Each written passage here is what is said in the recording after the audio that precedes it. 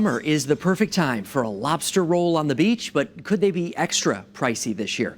Channel 3 Eyewitness News reporter Matthew Campbell's in New London tonight with more on the impact on your wallet. Well, Mark, just when you thought we were done talking about winter, it is biting us again, this time in the wallet with lobster prices. The daily haul is in for Mike Tyler, a lobsterman from New London, but each day the search is tough. We've had a lot of issues with resource, and I don't think it's a very good time to be in the lobster business. Because of the record-setting winter, the water is still cold. Lobsters aren't active, so they've been hard to find. We need them to start to go into a shed.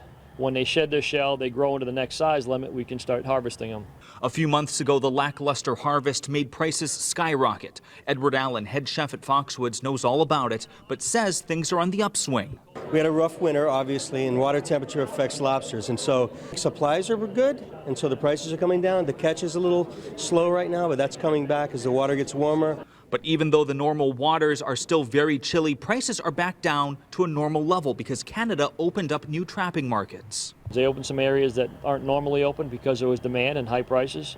Once those Canadian lobsters move through the marketplace, there will be a void until they start catching up in Maine. Because there's enough lobster right now to meet the demands of a New England summer, the price is a little better to stomach at the counter.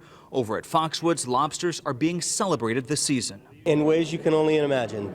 Fried lobster, lobster on a stick, whole lobsters, lobster everywhere. It'll be fun. So the final verdict is in. Expect prices to be a little bit more expensive than this time last year, but definitely not as high as they were a few months ago. Experts say if you can get anything under $9 a pound, consider it a deal. That's the latest here in New London. Matthew Campbell, Channel 3 Eyewitness News.